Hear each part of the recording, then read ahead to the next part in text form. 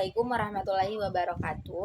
Langsung saja, video kali ini saya akan menjelaskan atau memaparkan tentang kasus dana syariah Indonesia, itu analisis vintage, gagal bayar, dan dampaknya.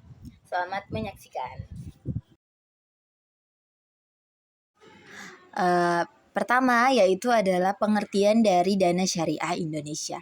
Dana Syariah Indonesia atau DSI adalah platform vintage peer-to-peer atau P2P yang lendingnya itu berbasis syariah, menghubungkan antara investor dan peminjam.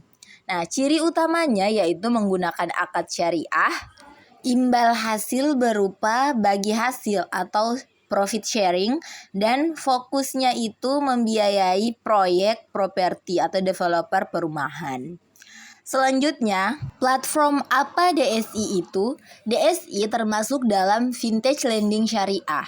Penjelasannya yaitu bagian dari industri finansial teknologi, diawasi oleh Otoritas Jasa Keuangan (OJK) dan model digital berbentuk aplikasi atau website. Dan fungsi utamanya yaitu perantara antara investor dan developer dan menyediakan akses investasi yang mudah bagi masyarakat ataupun penggunanya. Model bisnis Dana Syariah Indonesia. Model bisnis dari DSI itu adalah peer-to-peer atau P2P. Lending berbasis syariah yaitu platform yang mempertemukan investor dengan pengembang properti yang membutuhkan pembiayaan. Nah, dalam sistem ini investor menanamkan dana melalui platform DSI. Kemudian dana tersebut disalurkan ke proyek-proyek properti. Keuntungan dari proyek tersebut itu nantinya akan dibagikan kepada investor menggunakan prinsip bagi hasil atau akad syariah, bukan bunga. Selanjutnya ada kronologi awal dan normal. DSI pada awalnya hadir sebagai platform vintage syariah yang menawarkan investasi berbasis properti dengan sistem bagi hasil. Sejak beroperasi hingga awal tahun 2025, platform ini terlihat berjalan normal dan bahkan menarik banyak investor karena imbal hasil yang relatif tinggi dan konsisten. Kepercayaan masyarakat pun meningkat, terutama karena DSI ini membawa label syariah yang dianggap lebih aman dan sesuai prinsip agama. Namun memasuki pertengahan tahun 2025 mulai muncul tanda-tanda masalah. Sejumlah investor mengeluhkan keterlambatan pencairan dana yang sebelumnya berjalan lancar. Pada tahap ini permasalahan masih dianggap sebagai kendala teknis atau keterlambatan dari pihak pengembang proyek. Selanjutnya ada kronologi krisis hingga pada tahap gagal bayar. Situasi itu memburuk pada paruh kedua tahun 2025 ketika keterlambatan berubah menjadi kegagalan pembayaran. Investor tidak lagi menerima imbal hasil, bahkan dana pokok pun tidak dapat ditarik. Komunikasi dan dari pihak perusahaan semakin tidak jelas dan kepercayaan mulai runtuh. Nah, Otoritas Jasa Keuangan atau OJK itu kemudian turun tangan dengan memberikan sanksi pembatasan kegiatan usaha yang menandakan bahwa kondisi perusahaan sudah berada dalam tahap serius. Pada titik ini, DSI tidak lagi diperbolehkan menghimpun dana baru dan hanya difokuskan pada penyelesaian kewajiban kepada investor. Nah, kasus ini kemudian berkembang menjadi lebih kompleks dengan munculnya dugaan adanya proyek bermasalah hingga indikasi penyimpangan dalam pengelolaan dana. Nah, dana investor yang tertahan itu kurang lebih ada 1,2 sampai 1,4 triliun rupiah. Selanjutnya ada kerugian dan dampak dari DSI ini. Kerugian akibat kasus ini sangat besar dengan total dana investor yang tertahan diperkirakan itu mencapai lebih dari 1 triliun rupiah. Ribuan investor terdampak mulai dari masyarakat umum hingga pensiunan yang mengandalkan investasi tersebut sebagai sumber pendapatan. Banyak di antara mereka itu mengalami kerugian finansial yang signifikan karena tidak dapat menarik dana mereka. Selanjutnya, dampak dari kasus ini itu tidak hanya dirasakan oleh investor itu sendiri, tetapi juga merembet ke industri vintage secara keseluruhan, khususnya vintage syariah. Kepercayaan masyarakat terhadap investasi digital itu menurun dan muncul kekhawatiran terhadap keamanan platform serupa.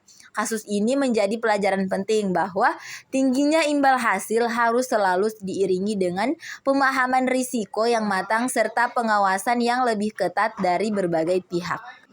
Selanjutnya ada penyebab utama dari kasus ini, itu yang pertama ada krisis likuiditas.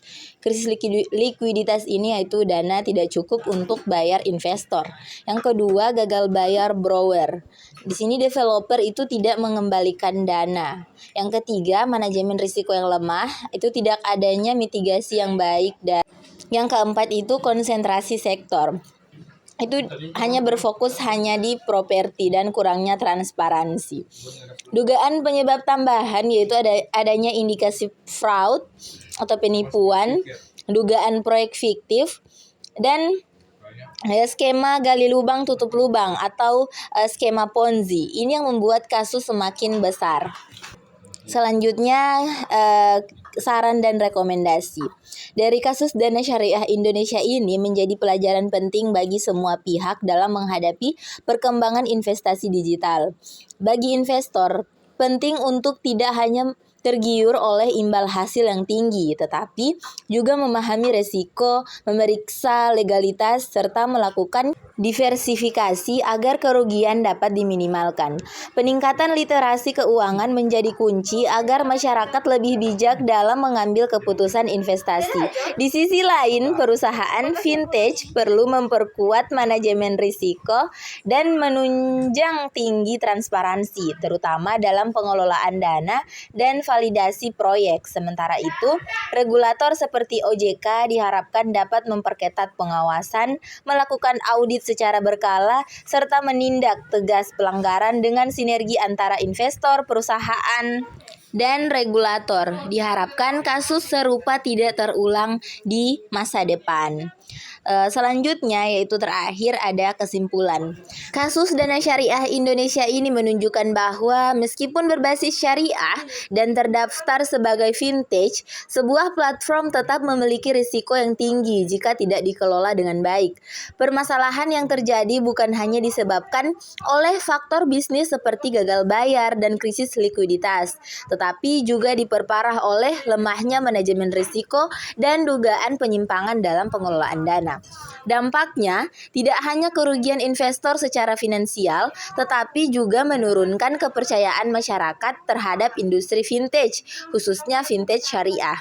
Oleh karena itu, kasus ini menjadi pelajaran penting bahwa investasi harus disertai dengan pemahaman risiko, transparansi, serta pengawasan yang kuat agar kejadian serupa tidak terulang di masa depan. Sekian video kali ini, lebih dan kurangnya saya mohon maaf. Wassalamualaikum warahmatullahi wabarakatuh.